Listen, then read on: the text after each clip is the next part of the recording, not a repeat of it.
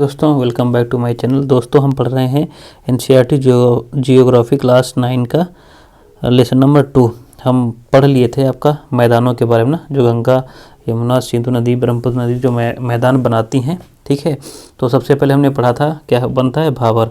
क्या बनता है सबसे पहले आपका भावर बनता है। ठीक है, भावर के बाद आपका क्या बनता है, ये एकदम पहाड़ जो होता है अपना शिवालिक जो रेंज है उसके जस्ट पाद पे मतलब पैरों पर बनता है। ठीक है, उसके बाद तराई बनता है, उसके बाद क्या बनता है भांगर बनता है, फिर खादर। ये खादर हर साल नया बनता है क्योंकि ये बाढ़ वाले क्षेत्रों में रहता है एकदम नीचे। ठीक है, तो इसका क्रम हम एक ट्रिक बनाए हैं उसको आप याद कर लेना। ठीक है, बाबर तराई से भांग खादी के झोले में लाया। ठीक है, खादी के झोले में लाया तो आप लोगों को याद रहेगा। ठीक है, बाबर जो हैं जब आए थे तो तराई से आए थे। ठीक है, बाबर तराई से होकर आए, साथ में भांग लाए और किसके झोले में लाए, खादी के झोले में लेकर आए। ठीक है, तो दोस्तों जब आप कभी पढ़ोगे तो ट्रिक याद आएगी, तो आपको एक क्रम याद हो जाएगा कि कौन मैदान कहाँ पर कैसे बना हुआ है।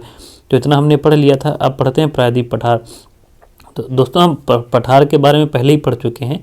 प्रायद्वीप पठार क्या होता है, मेज के आकार का होता है। मतलब इसका जो जैसे पर्वत जो हमने पढ़ा है, ठीक है, जो आपका पर्वत कैसा होता है, ऊपर शंख होगा मतलब टोपी के आकार का होता है, शंख के आकार को मतलब चोटी होती है। इसमें जो पठार होते हैं ये चपटे होते हैं ऊपर। जैसे इस पर आप अगर थोड़ा बहुत उपजाऊ मिट्टी है तो इस पर खेती भी कर सकते हो, घर भी बना सकते हो इस पर। ठीक है, हवाई अड्डा भी बना सकते हो और भी मतलब काम कर सकते हो। फिर लेकिन ढाल इसकी बहुत होती है। ठीक है, मेज के आकार का होता है, ढाल एकदम खड़ी होती है। तो यहाँ नदियाँ भी काफ़ी, ऊपर से झरने भी काफ़ी पाए जाते हैं। इसके बारे में पीछे पढ़ लिया है। तो ये मेज के आकार का पठार होता है।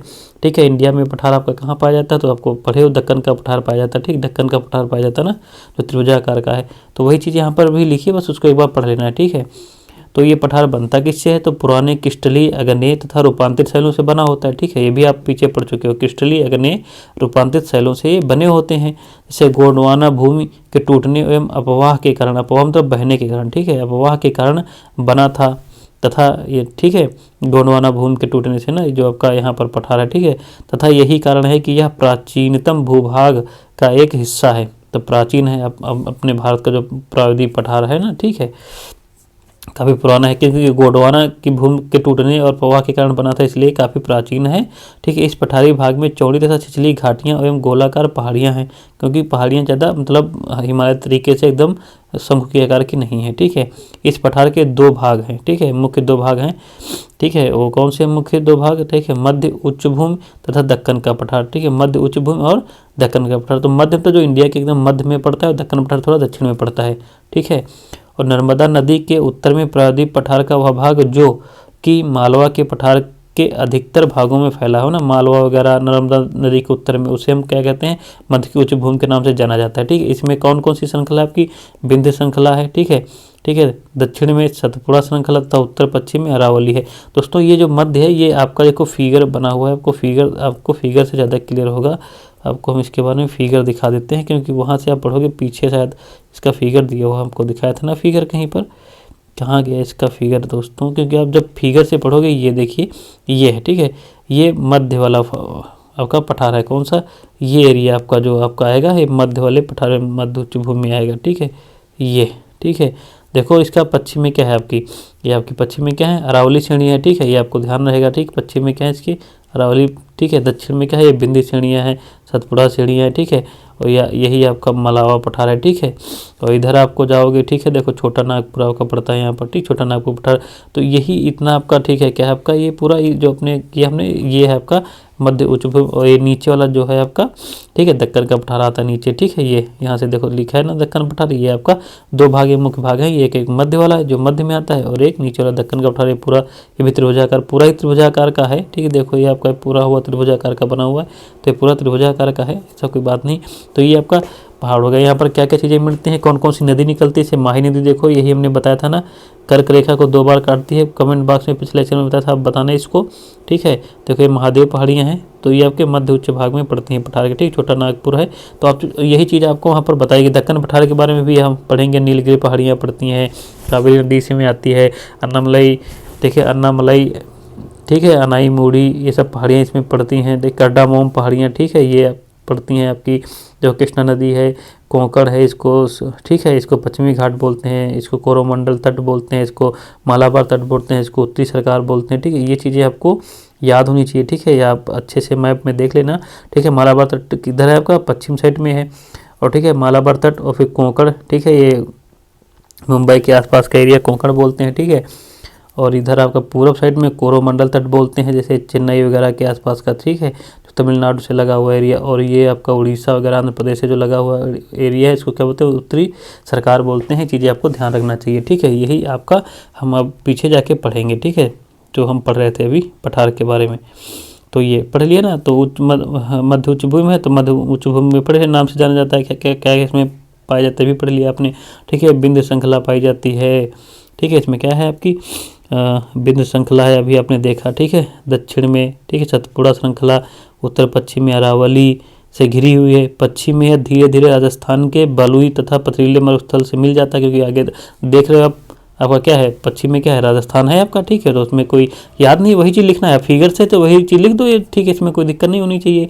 इसी क्षेत्र में बहने वाली नदियाँ आपकी अभी हमने बताया ना, चंबल है आपकी, सिंध है, बेतवा है, केन है, सब आप नदियाँ देखियो, ठीक है। उत्तर पूर्व की तरफ बहती हैं, क्योंकि उत्तर से पूर्व की तरफ, उत्तर की तरफ बहती है ना, उत्तर पूर्व तो दिशा है उनकी। इस प्रकार वे इस क्षेत्र को ढाल को दर्शाते हैं कि इस ढाल मतलब ढाल क्या है, फिर नदियाँ जो बह रही हैं, ठीक है।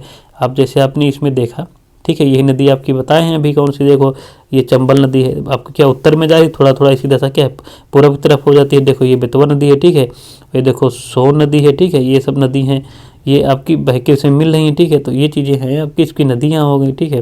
तो इससे क्या हो जाती है आपकी, पता चल जाता है, ठीक है, क्या है यहाँ पर इनकी ढाल। तो देखो उत्तर की तरफ नदियाँ जा रही, थोड़ा पूर्व की तरफ है, उत्तर पूर्व की नदी है, तो मतलब इसी के बारे में आपको लिखना है, ठीक है। ये नर्मदा नदी बहती है, ठीक है। यही नर्मदा के ऊपर का जितना हिस्सा है ये आपका मध्य उच्च पठारी भाग बोलते हैं ना, नर्मदा के ऊपर वाला, ठीक है। तो इसको आप हम क्या बोलते हैं, मध्य उच्च पठार बोलते हैं। तो आपको ये आपको अगर इतना पता है दोस्तों, तो आपको कोई दिक्कत नहीं होगी, ठीक है। तो आप इसको आपको पता हो गया, ठीक है। और इधर राजस्थान से मिल रहा है, ठीक है, देख रहे हैं ना, ये राजस्थान से आपका मिल रहा है इधर, ठीक है। तो वही वहाँ पर आपका लिखा हुआ है, ठीक है। तो नदियाँ उसकी ढाल बता रही हैं। उसके आगे देखिए, इस पठार के पूर्वी विस्तार को स्थानीय रूप से बुंदेलखंड बोलते हैं। क्या बोलते हैं, पूर्वी विस्तार को बुंदेलखंड तथा बघेलखंड के नाम से जाना जाता है, ठीक है। इसके और पूर्व के विस्तार को दामोदर नदी, ठीक है, और पूर्व जाए तो दामोदर नदी द्वारा अपवाहित छोटा नागपुर पठार दर्शाता है। छोटा नागपुर भी देखिए, और एकदम पूर्व तरफ चले जाइए। फिर दक्षिण का पठार एक त्रिभुजाकार भूभाग है जो नर्मदा नदी के दक्षिण में स्थित है। अब नर्मदा नदी के नीचे आ जाओ, ठीक है, जो स्थित है, ठीक है। उत्तर में इसके चौड़े आधार पर सतपुड़ा की श्रृंखला है। क्या है आपकी, सतपुड़ा श्रृंखला है, ठीक है। जबकि महादेव, कैमूर की पहाड़ी तथा मैकाल श्रृंखला इसके पूर्वी विस्तार हैं। भारत के भौतिक मानचित्र में इन पहाड़ियों की श्रृंखला को अभी आपने देखा है, दक्कन के बारे में बोल रहे, ठीक है।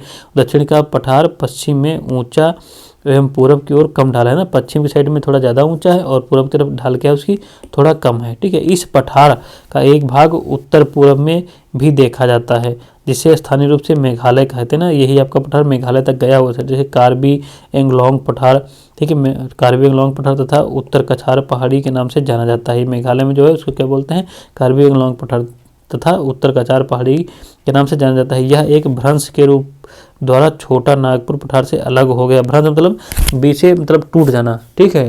भ्रंश मतलब टुकड़े हो जाना, ठीक है, बीच में तो कुछ दरार पड़ जाना, उसको भ्रंश बोलते हैं ना। जैसे आपकी, जैसे वो डेयरी मिल्क या चॉकलेट है नहीं, वो लाते हो, क्या कहते हैं वो, सुबह लोग आप लोग चाय खाने के लिए क्या कहते हैं उसको, आप बोलते हो कुछ जलजीरा टाइप का तोड़ो तो उसमें भ्रंश हो जाता है, टूटता है। वैसे जो टूटे बीच में दरार बन जाए उसको हम भ्रंश बोलते हैं, ठीक है। तो भ्रंश के द्वारा अलग हो जाता है, ठीक है।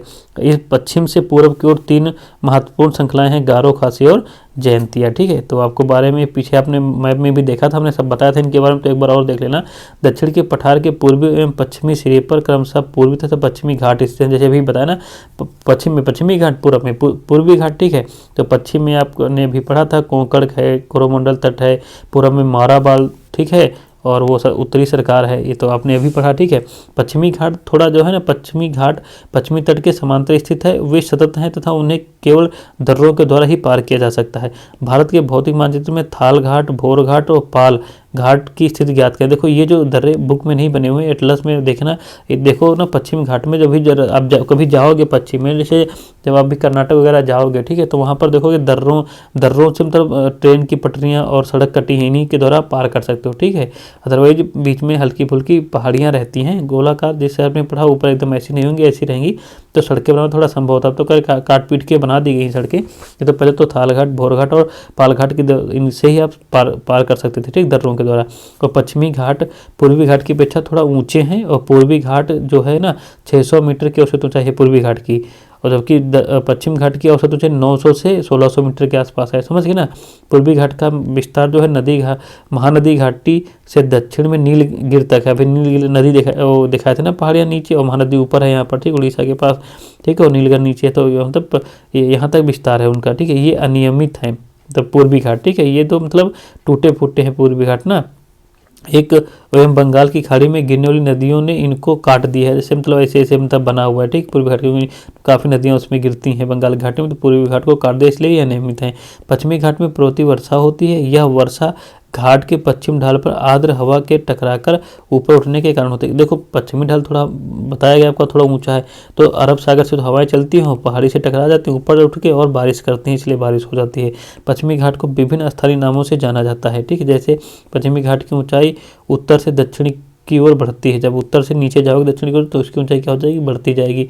इस भाग के ऊंचे शिखर जैसे अनाई मुड़ी, ये आपकी सबसे ऊंची, अगर दक्षिण भारत की चोटी सबसे ऊंची पूछे तो अनाई मुड़ी है आपकी, ठीक है, 2695 मीटर, तथा डोडा बेटा 2633 मीटर। और पूर्वी घाट का सबसे ऊंचा शिखर महेंद्रगिरी है, ये पूर्वी घाट का 1500 है, लेकिन अगर दक्षिणी की सबसे ऊंची चोटी यही अन्नाई मुड़ी है, क्योंकि पूर्वी घाट की जो सबसे, अगर पूर्वी घाट की सबसे ऊंची पूछे तो 1500 मीटर की कहना है महेंद्रगिरी है। पूर्वी घाट के दक्षिण पश्चिम में सिवाय राय तथा जवेड़ी की पहाड़ियाँ हैं, ये आपके बड़े मैप में देखोगे, अटलस में तो मिल जाएगी, इसमें कई पहाड़ियाँ हैं, उनका क्रम पूछते हैं उत्तर से पूरब, और क्या कहते हैं उत्तर से दक्षिण का पूरब, या पूछते हैं आपका पश्चिम से पूरब, या पूरब से पश्चिम, ऐसा उनका तो क्रम पूछते हैं, तो उन पहाड़ियों को आपको देख लेना है, ठीक है, रेंजों को, और कोई ट्रिक बना लेना है, ठीक है।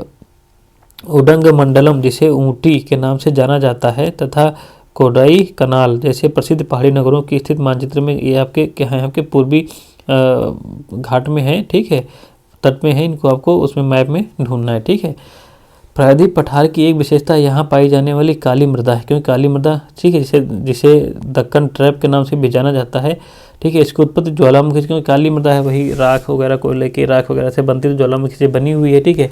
इसके सेल अग्नेय हैं, क्या है सेल आपके, अग्नेय है, ठीक है, इसके सेल क्या है आपके, अग्नेय सेल हैं, अग्नेय सेल से बनी। वास्तव में इन सेलों का समय के साथ अपर्दन हुआ है, जिनसे काली मृदा का निर्माण हुआ है, ठीक है, अपर्दन होता रहा सेलों को, फिर जिनसे काली मृदा का निर्माण हो गया है। अरावली की पहाड़ियाँ प्रायद्वीप पठार के पश्चिम एवं उत्तर पश्चिम किनारे पर स्थित हैं।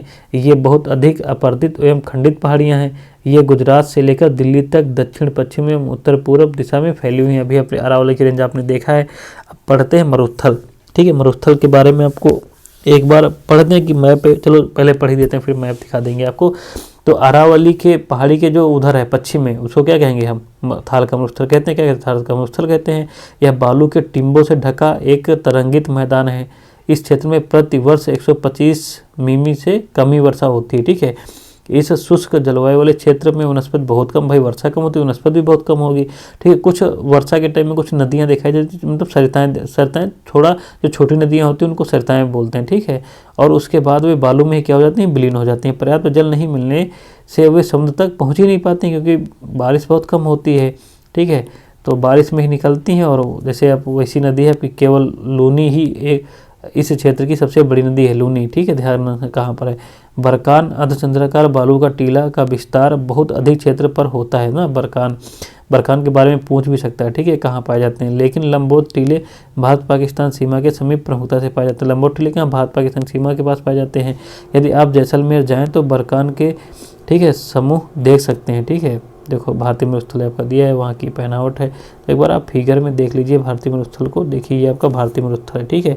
तो यहाँ पर आपकी लूनी नदी निकलती है, ठीक है। वो यहीं पर इसमें नहीं दिखाया है, क्योंकि अब यहाँ माही नदी दी गई है, लुनी नदी इसमें नहीं दिखा। बड़ा मैप देखोगे तो आपको उसमें लुनी नदी दिखाई पड़ेगी। तो एक बार मैप आप देख लेना। देखो इसमें मरुस्थल भी देखो, यहाँ गिरी श्रेणी है गुजरात में, ठीक है, इसको आप ध्यान रखना, ठीक है, क्योंकि छोटी छोटी चीज़ें हैं जो आपको ध्यान रखनी चीज़ें आपका एग्जाम में पूछता, थोड़ा एग्जाम आपको अपडेट रहोगे तभी एग्जाम निकाल पाओगे, ठीक है।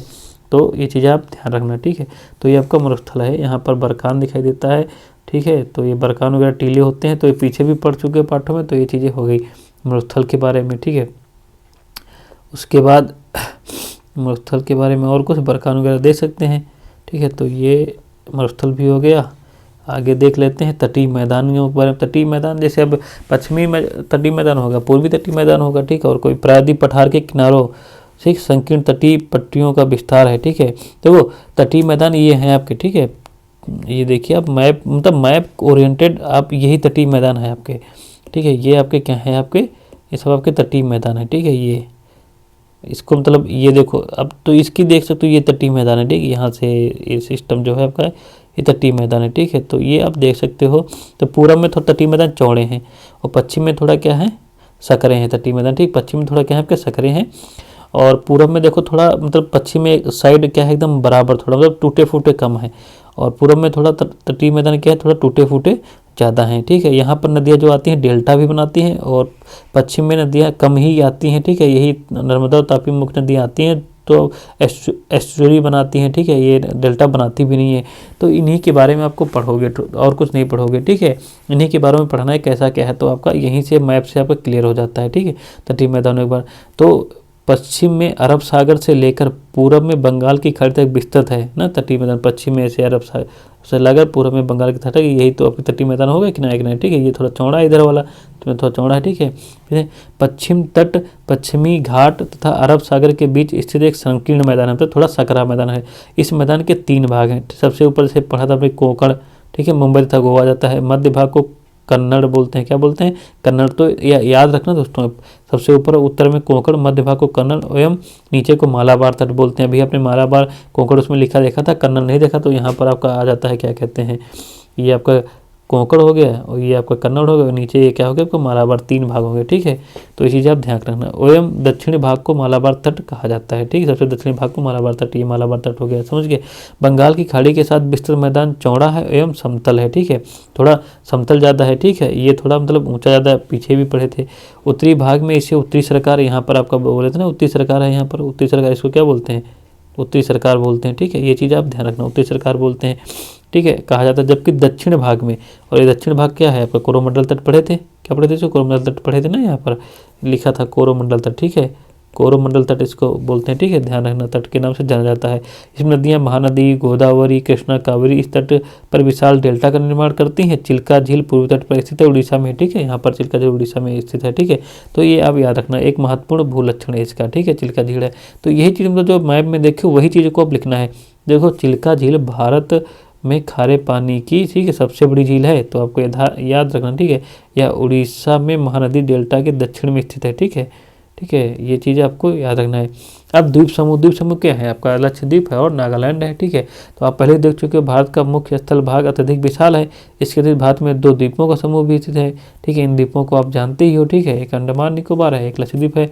तो केरल के मालाबार तट के पास स्थित लक्षद्वीप है, क्योंकि ये केरल के पास मालाबार तट के पास स्थित है, ठीक है।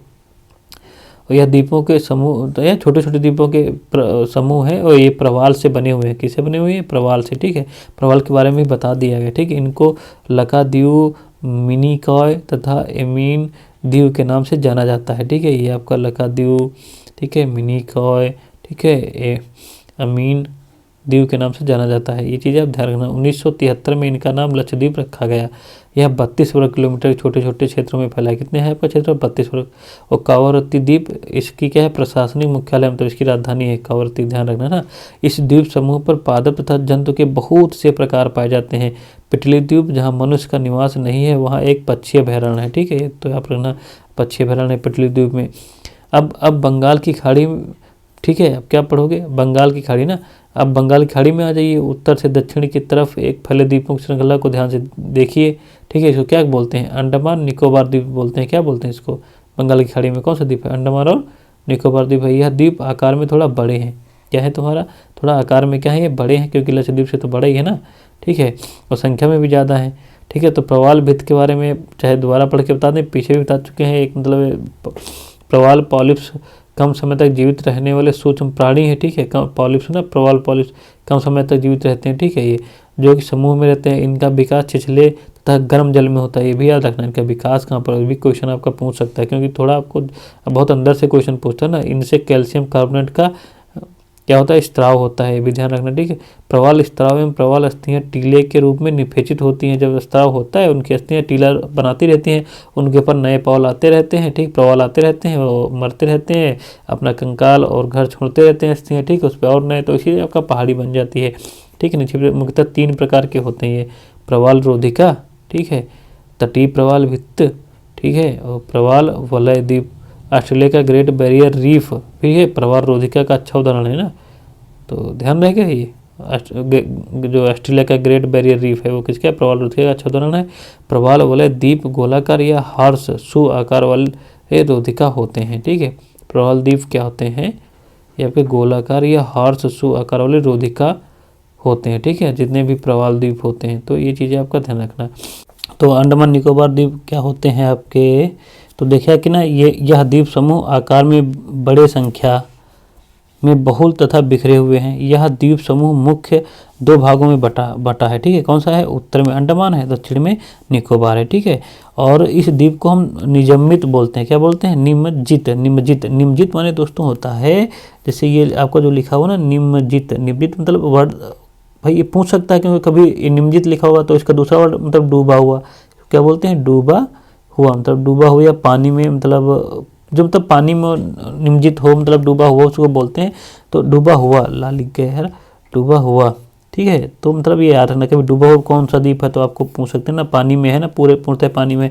और ठीक है, निम्नलिखित पर्वत श्रेणियों के शिखर, मतलब जो पानी में पर्वत श्रेणियाँ डूबी है ना, तो कुछ ऊपर निकल आई हैं पानी के। ठीक है, ऐसे तो वही तो अंडमान निकोबार द्वीप है। ठीक है, वो आपका प्रवाल वाला द्वीप है। लक्षद्वीप क्या है, प्रवाल द्वीप है, और ये क्या है, पर्वत हैं जो पानी में डूबे हैं, उनकी कुछ चोटियाँ ऐसे बाहर निकली हैं, तो वो आपका क्या बन गया है, अंडमान निकोबार है। यह द्वीप समूह देश की, ठीक है, देश की सुरक्षा के लिए बहुत महत्वपूर्ण है, क्योंकि यहाँ पर हवाई जहाज उतार सकते हैं अपनी, और भी मतलब सेनाओं को रख सकते हैं यहाँ पर, तो बहुत अच्छा है। इन द्वीप समूह में पाए जाने वाले पादप एवं जंतुओं में बहुत अधिक विविधता होती है। ठीक है, और ये विषुवत रेखा के समीप है। विषुवत रेखा ना भूमध्य रेखा के समीप है। किसके हैं आपकी, ये भूमध्य रेखा के समीप है। ठीक, विषुवत के समीप है। तो जब विषुवत व्रत के समीप हैं तो यहाँ की जलवायु भी कैसी होगी, विषुवत जलवायु होगी। ठीक है, तो विषुवत जलवायु होगी। जब विषुवत जलवायु होगी तो वहाँ पर बारिश ज़्यादा होती है। जब बारिश ज़्यादा होती है वहाँ पर फिर वन कैसे होते हैं, वन काफ़ी घने होते हैं, जंगल भी काफ़ी घने होते हैं, पेड़ भी बहुत बड़े होते हैं। तो वैसे ही यहाँ घने जंगलों से आच्छादित है। ठीक है, तो ये इसके बारे में गया। तो देखिए, भारत का एकमात्र जो सक्रिय ज्वालामुखी है वो अंडमान निकोबार में ही है, उसके बैरन द्वीप पर। किस पे है आपका, बैरन द्वीप पर। ठीक, तो यह ध्यान रखना। तो आपने देख लिया, आपने भारत के मतलब जो है भारत के भूभाग के बारे में पढ़ा। तो आपका मैदान है, कहीं पर पर्वतीय क्षेत्र है, कहीं पर पठारी क्षेत्र पर है, कहीं पर तटीय स्थल है, और कोई द्वीप है। तो मतलब भारत में जैसे भारत में विभिन्न प्रकार के लोग पाए जाते हैं, विभिन्न धर्मों के, विभिन्न जातियों के, विभिन्न कलर के। ठीक है, वैसे ही भारत की आकृति भी एक समान नहीं है, विभिन्न प्रकार की है। हर प्रकार की आकृति भारत में पाई जाती है। तो देखा आपने कैसा भारत की जो विशेषताएं स्पष्ट आपने देख लिया किस प्रकार की हैं। ठीक है, तो मतलब जैसे पर्वतीय जो भाग है हमारे संसाधनों से संपूर्ण में पेड़ पौधे और जड़ी बूटियाँ वगैरह मिलती हैं, और मैदानों में क्या है, हमें अन्न मिल जाता है। ठीक है, मैदानों में अन्न भंडार हमें मिल जाता है। ठीक है, तो ठीक है, उसके बाद पठारी भागों में खनिज हैं जिनसे हमारे औद्योगिकीकरण हुआ है, औद्योगिकीकरण में विशेष योगदान देते हैं। ठीक है, तटीय क्षेत्रों में मत्स्य पोत संबंधी मतलब क्रियाकलाप होते हैं। तो मतलब भारत में हमारे हर प्रकार की चीज़ें मिलती हैं, इसलिए भारत हमारा विविधता का देश है। इसीलिए इसको क्या बोलते हैं, विविधता का देश बोलते हैं ना। विविध भौतिक आकृतियाँ भविष्य में विकास की अनेक संभावनाएं भी प्रदान करेंगी। भाई जितना विविधताएं हैं, जितना हम इनकी खोज करते रहेंगे, जितना अच्छा इनको यूटिलाइज करेंगे, प्रयोग करेंगे, उतना हमारा देश आगे बढ़ता रहेगा। तो हमारे अभ्यास प्रश्न आगे दोस्तों, तो इसमें देख लेते हैं निम्नलिखित विकल्पों में सही उत्तर। एक स्थलीय भाग जो तीनों से समुद्र से घिरा होता है उसको क्या बोलते हैं दोस्तों, आप जानते हैं प्रायद्वीप बोलते हैं।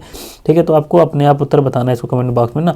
भारत के पूर्वी भाग में म्यांमार की सीमा का निर्धारण करने वाले पर्वतों का संयुक्त नाम बताइए। तो हमने नाम बताया था ना, जब पूर्वी भाग पढ़ा रहे थे, तो आपको मालूम है क्या नाम बोलते हैं। ठीक है, तो बताइए उसमें। गोवा के दक्षिण में स्थित पश्चिम तटीय पट्टी क्या बोलते हैं, गोवा के जो दक्षिण में स्थित है तटीय पट्टी उसको क्या बोलते हैं, गोवा के दक्षिण में कोरोमंडल, कोंकण, कन्नड़। उत्तरी सरकार क्या बोलते हैं आपको बताना है। पूर्वी घाट का सर्वोच्च शिखर क्या है, ये भी आपको बताए थे, ठीक है। पूर्वी घाट का देखो, दक्षिण भाग का नहीं पूछा, दक्षिण भाग में तो आपको पता है जो बताए थे। फिर पूर्वी भाग का पूछा था जो 1500 मीटर का है, तो आपको बताना है, ठीक है। भाबर क्या है आपको पता है, ठीक है। बाबर आया तराई से भांग लेकर आया था खादी के झोले में, तो भाबर सबसे ऊपर पाया जाता है, तो क्या है बता सकते हो। हिमालय के 3 प्रमुख विभागों के नाम, ठीक है, तो आप नाम भी जानते थे। हिमालय के अरावली और विंध्याचल की पहाड़ियों में कौन सा पठार स्थित है, ठीक है, तो भी जानते हो। भारत के उन द्वीपों के नाम थे जो प्रवाल भित्त के बने हुए हैं, तो ये भी पढ़ा, ठीक है। स्पष्ट कीजिए बांगर और खादर में क्या अंतर है, पूर्वी घाट पश्चिमी घाट क्या है। तो आप सब कुछ कर सकते हो, कोई दिक्कत नहीं है। भारत के उत्तरी मैदान का वर्णन कीजिए, तो आपने पाठ पढ़ा तो अच्छे से कर सकते हो। दोस्तों वीडियो पसंद आया हो तो लाइक करें, शेयर करें और अपने दोस्तों को भी भेजें जो कक्षा 8-9 में विद्यार्थी हैं, उनको भेजें तो पढ़ के इसका ज्ञान ले सकें, ठीक है। अच्छा, यही चीज़ पढ़ते रहेंगे, उनको भविष्य में बहुत हेल्प करेगी। जय हिंद, जय भारत।